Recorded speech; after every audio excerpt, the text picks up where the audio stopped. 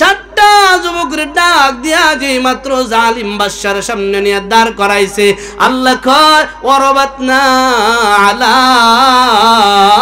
কুলুবিহিম ওয়ারাবাতনা আলা কুলুবিহিম ইয কামু। বাদশার সামনে যখন সাতটা যুবকরে নিয়ে দাঁড় করাইছে, আল্লাহ কয় যাদের অন্তরে আমি আল্লাহ ঈমান দিছি, সুবহানাল্লাহ কইতেন না? আল্লাহ কয় যাদের সিনার ভিতরে আমি আল্লাহ ঈমানটারে রোপণ করে দিছি, এই যুবকগুলিরে বাদশার সামনে যখন দাঁড় করায় বলতেছে, এ যুবকেরা তোমরা কি আমারে চিনো? আমি কেডা, আমারে কি চিনো? যুবকগুলি কয় আপনারে বালা কইরাই চিনি, আপনি একজন জালিম, আপনার কথা না মানলে আমাদের ফাঁসির কাষ্টে ঝুলাবেন, আপনার কথা না মানলে আমাদের মৃত্যুদণ্ড দিবেন, আমরা আপনারে চিনি। বলে তাহলে এক কাজ করো, আমার বানানো মূর্তির সেজদা করো। যুবকগুলি কয় জালিম বাদশা শুনো, নিজের হাতে বানানো মাটি দিয়া মূর্তিটারে আমরা সেজদা দিতে পারি না, আমরা নিজের হাতে বানানো বন দিয়া মূর্তিটারে, নিজের হাত দিয়া বানানো বাঁশ দিয়া কারা গড়া মূর্তিটারে, নিজের হাতে বানানো মূর্তিটারে সেজদা দিতে পারি না। জালিম বাদশা গোটা দেশবাসীর সামনে আমরা আওয়াজ দিলাম, আল্লাহ কয় ফাকালু,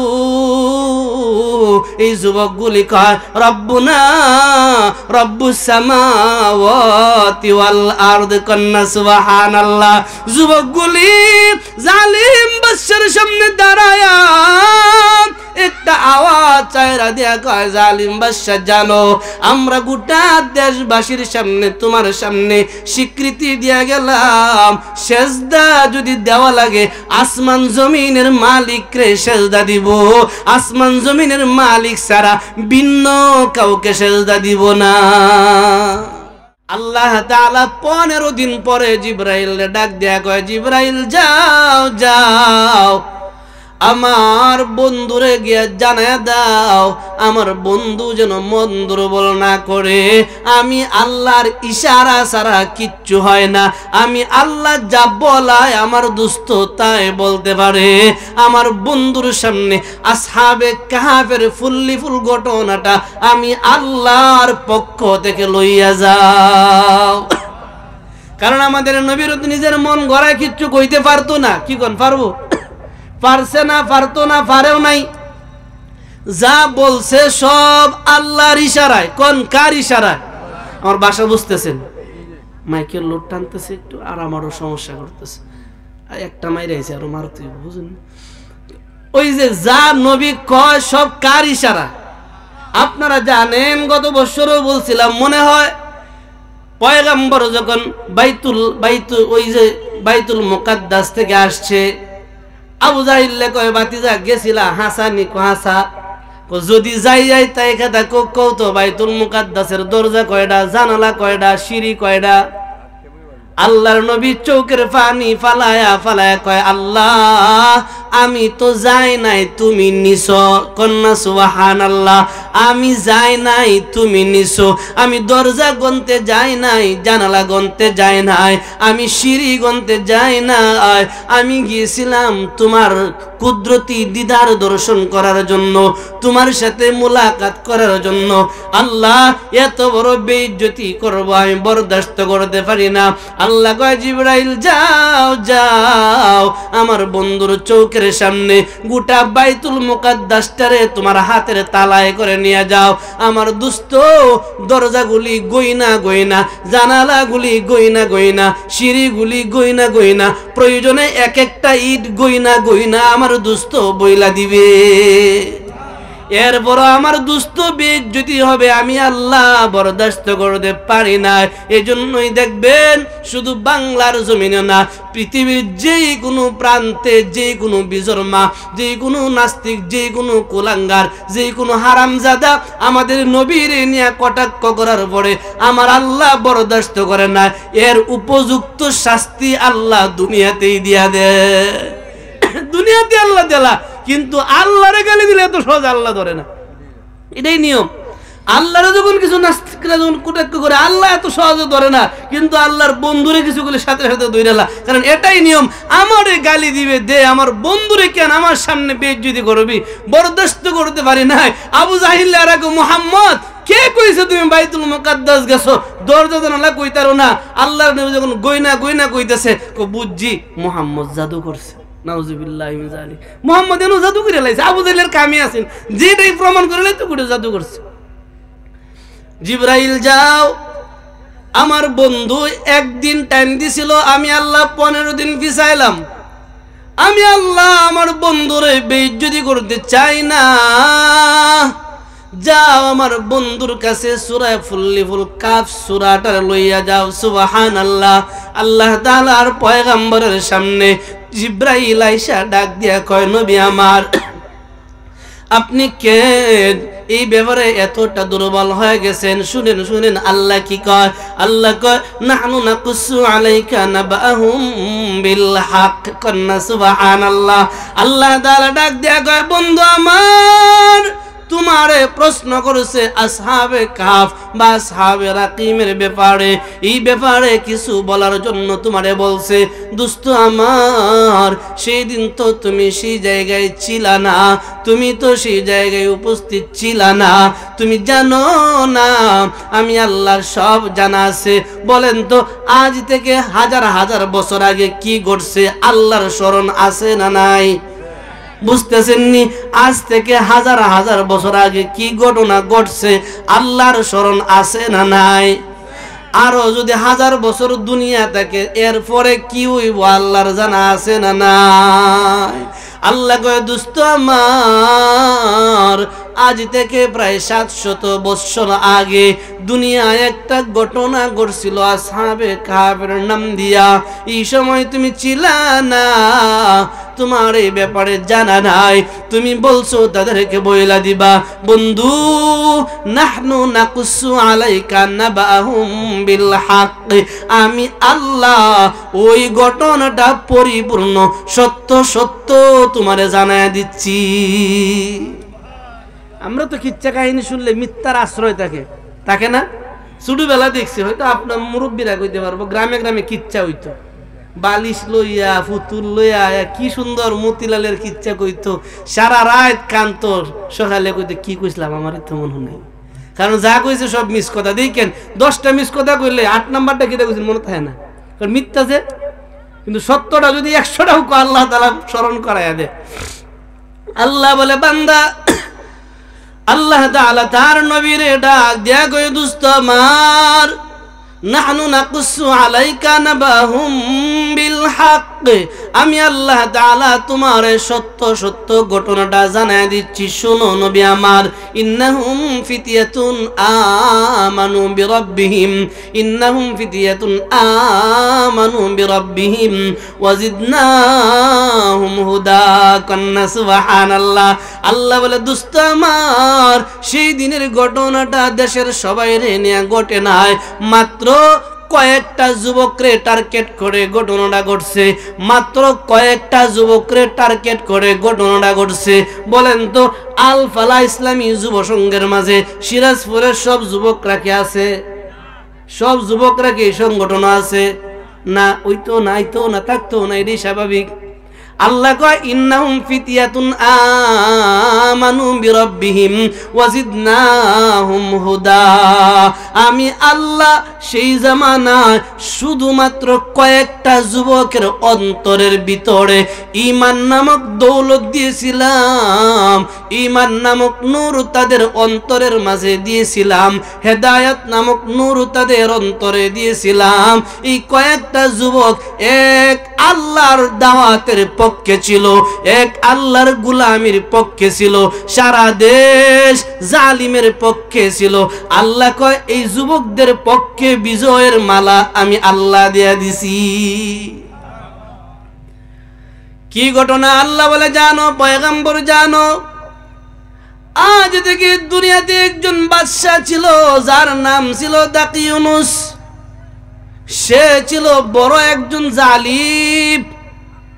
বাংলাদেশে তো একটা স্বৈরাচার আছেন, এটা তো যেমন আল্লাহরে মানছে, সেইটা আরো বড়টা আছেন। এটা তো সপ্তাহের পরে যদিও কইছে আমার বাবার নামটা কুতবাত কই নালে ইমামতি শেষ, হেরে কই কুতবাট উদ্বা বুঝি না, ডাইরেক্ট ভগবান কই কন্যা নাউজুবিল্লাহ। আমরাটা তো মোটামুটি কইতো ইমাম সাহেব আমার একদিন দন ইমাম সাহেব নাম দিছি, কয়েকটা নেতা কথা তো আছেন না, দিছি ফুইলেন না বললে চাকরি শেষ। আমি কই আল্লাহ কি আর করাম, মাঝখানে কুতবার মাঝখানে ফালায় আমার ধরে কুদ্দা হয়ে গেছি। এইটা কইতো দত্ত মূর্খ গাদার দলের এত বুঝতেই কইতো। যদি এই তারা সারাদিন কালবুন কই গাইলে, কালবুনের বাচ্চা কালবুন না, আমার তো বালাই কইছে কালবুনে করে কালবুন কইছে, বুঝলেন না? যদি আপনি সারাদিন কোন কুত্তার করে কুত্তা জুতা দিয়ে ফিরে আপনারে, এই শব্দ না কোন কালবুনে করে কালবুন না, আমার তো সম্মানই দিছে। বিশ্বাস করেন আল্লাহর নামের কসম কাটলে গুণ হইতো না। যদি কাগজটা আমার তো দিয়া কইছে আজকে শেখ মুজিবের নামটা না লইলে ইমামতিরা যাইব গা, এই দিন আল্লাহ সাক্ষী, আল্লাহ সাক্ষী, আল্লাহ সাক্ষী কুতবার হলে পড়ছি আর শেখ মুজিবের তার বংশের ব্যাপারে গেলিস আর কেমনে কেমন সত্তরা কয়ে লাইছি যদি ইমামতি যাইব গা, যাক আমার কি হয়েছে, থাকলে না না ইত্য থাকতে কইতো। আল্লাহ আমরা হেদায়েত দাও বলে আমিন। কেউ কষ্ট পাইয়েন না, মাফ চাই। জালিম কেউ হইয়েন না, জালিম হইবেন আল্লাহ তাআলা অপদস্থ লাঞ্ছিত বেইজ্জতি করব, মরার সময় ঈমান হারা অবস্থায় মরণ দিব। জালিমদের কবলে হেদায়েত নাই, ইতিহাস সাক্ষী নাই, ভবিষ্যতেও থাকতো না। আল্লাহ বলে পয়গম্বর জানো পৃথিবীর বুকে দাতি ইউনূসের মতো একটা জালিম, সে সারাটা দেশ রে এক নায়ত্ব করে লাইছে, এক নায়ক এক তন্ত্র, একটাই তন্ত্র নিজের হাতে বানাইবা, এটারে সেজদা দিবা, সেজদা দিলে আমার দেশে থাকবা, নালে আউট মানে ফাঁসি। আমার দেশে যদি থাকতে চাও নিজের হাতে তৈরিটারে সেজদা দাও, অন্যথায় দেশ থেকে তরায়া দেব, বিদায় করে দিব। কিতাবের মাঝে উল্লেখ করা হয় বাদশাহ সারা দেশের মাঝে এলান দেয়া দিছে আল্লাহ মানি না, কন্যা নাউজুবিল্লাহ। বাদশাহ সারা দেশের মাঝে এলান আল্লাহ মানি না। এই যে দেখো একটা মূর্তি বানাইলাম, এই মূর্তিটারে সবাই সেজদা দিবা, তারে প্রণাম করবা, তার গোলামি করবা, যদি করো আমার দেশে থাকতে পারবা, নালে বিদায় করে দিব, অন্যথায় ফাঁসির কাষ্টে ঝুলাবো। এই জালিম যখন সারা দেশ তার এক কথার উপরে চলে, আল্লাহ তাআলা জানায় দেয় জানো এই জালিম সম্প্রদায়ের ভিতরে দেখে বড় বড় গোষ্ঠীর লোকদের মধ্যে দেখে কয়েকটা যুবকরে ইন্নাহুম ফিতিয়াতুন আমানু বিরাব্বিহিম, কয়েকটা যুবকের সিনার ভিতরে আমি আল্লাহ ঈমান দিয়া দিছি, আমি আল্লাহর রবের স্বীকৃতি দিয়া দিছি। সব মানুষগুলি যখন মূর্তিরে সেজদা দেয়, 60টা যুবক তাফসীরে মারিফুল কুরআনে আছে 60টা যুবক তাদেরকে সেজদা দেয় না, না দিয়া এক আল্লাহরে সেজদা দেয়, মূর্তির বিরুদ্ধাচরণ করে। সংবাদটা গোপন থাকি নাই, আস্তে আস্তে বাদশার কান বরাবর চলে গেছে। দেখছেন না বাংলার জমিনে যখন আল্লামা মামুনুল হক, আল্লামা ফয়জুল করিম সহ হকপন্থী উলামায়ে কেরাম বলছে তারা বানায় মূর্তি, আপনি বানাইবেন ভাস্কর্য, হেরা বানায় মূর্তি, আপনি বানাইবেন ভাস্কর্য। তেঁতুল যেই কথা, আমলি এই কথা, মামলেট যেই কথা, ডিম এই কথা বুঝাইতে চাইছে, বুঝে নাই, উল্টা জেলখানায় ফালায়া ফিডাইছে, মারছে, কত রিমান্ড দিছে। আল্লাহ কয় আমার বিরুদ্ধাচরণ করছস, আমার নাইবে নবীদের সাথে বিরুদ্ধাচরণ করছস, এমন একটা পরিস্থিতি করব নিজে ইচ্ছা মতো যাওয়ার সময়টাও পাইতি না। জালিম বাদশা বলে মূর্তির ইবাদত ছাড়া কারো ইবাদত চলবে না। 60টা যুবক ডাক দিয়া কয় আমরা এক আল্লাহর গোলামি ছাড়া মূর্তির সেজদা দিব না। বলে তাহলে যুবক গুলিরা আমার সামনে নিয়ে আসো। আল্লাহ তাআলা তার কুরআনুল কারীমের মাঝে উল্লেখ করা হয় এই যুবকগুলিরে বাদশার সামনে নিয়ে দাঁড় করাইছে। ও যুবক ভাই, বৃদ্ধ বাবারা, যারা মামলা মোকদ্দমায় জড়িত আছেন, অন্যায়ভাবে হোক অথবা ন্যায়ভাবে হোক, যেভাবে জড়িত আছেন, যখন আমরা জজের সামনে গিয়া দাঁড়াই কোন অবস্থায় দাঁড়াতে হয়, কথা বলার কোনো শক্তি নাই, কথা বলতে পারি না, বলতে গেলে হেরা কয়া লাগে। যারা কালা কাপড় পিন্ধে কয় আমি তো জাহান্নামী, হাসামিসা না কইলে তো জাহান্নামের সরদার হওয়া যায় না। আমাদের আব্দুল হালিম সিনাকান্দি হুজুর দামাত বারাকাতুম বলছে, কিতাব থেকে বলছে জাহান্নামীর পোশাক হলো কালা কাপড়, জাহান্নামীদের হুজুর তো ভাষা আছে, জাহান্নামীদের পোশাক হলো কালা কাপড়। এরাও আমরা তো লাগাইছি হাসা মিশা কই ভাল লাইগা। দেখেন এই সময় কি পরিমাণ ভয়ে আতঙ্কে থাকতে হয়। 7টা যুবকরে ডাক দিয়া যেই মাত্র, 7টা যুবকরে ডাক দিয়া যেই মাত্র জালিম বাদশার সামনে নিয়ে দাঁড় করাইছে, আল্লাহ কয় ওয়ারাবাতনা আলা কুলুবিহিম, ওয়ারাবাতনা আলা কুলুবিহিম ইয কামু। বাদশার সামনে যখন 7টা যুবকরে নিয়ে দাঁড় করাইছে, আল্লাহ কয় যাদের অন্তরে আমি আল্লাহ ঈমান দিছি, সুবহানাল্লাহ কইতেন না। আল্লাহ কয় যাদের সিনার ভিতরে আমি আল্লাহ ঈমানটারে রোপণ করে দিছি, এই যুবকগুলিরে বাদশার সামনে যখন দাঁড় করায় বলতেছে, এ যুবকেরা তোমরা কি আমারে চিনো? আমি কেডা, আমারে কি চিনো? যুবকগুলি কয় আপনারে বালা কইরাই চিনি, আপনি একজন জালিম, আপনার কথা না মানলে আমাদের ফাঁসির কাষ্টে ঝুলাবেন, আপনার কথা না মানলে আমাদের মৃত্যুদণ্ড দিবেন, আমরা আপনারে চিনি। বলে তাহলে এক কাজ করো, আমার বানানো মূর্তির সেজদা করো।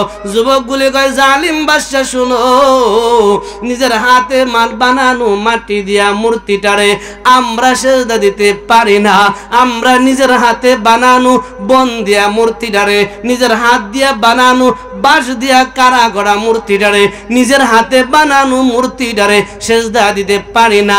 জালিম বাদশাহ গোটা দেশবাসীর সামনে আমরা আওয়াজ দিলাম, আল্লাহ কয় ফাকালু,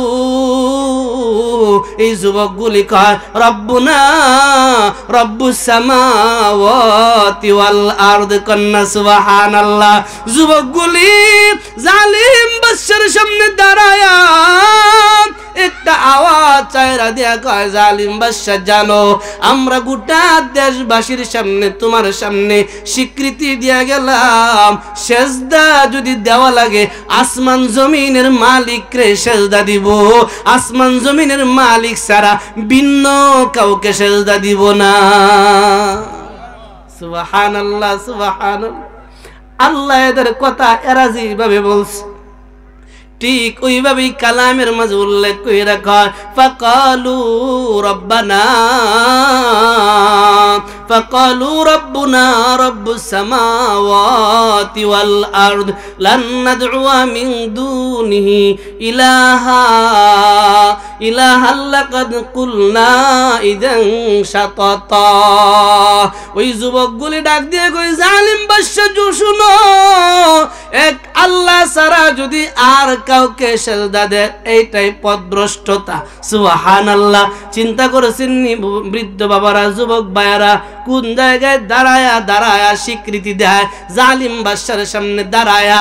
যেই বাদশা যেমন বাংলাদেশ হয়ে যাবালা আইসিন হেডা আসিন, তার বাপের নামটা না লইলে ইমামতি যাইতো কা।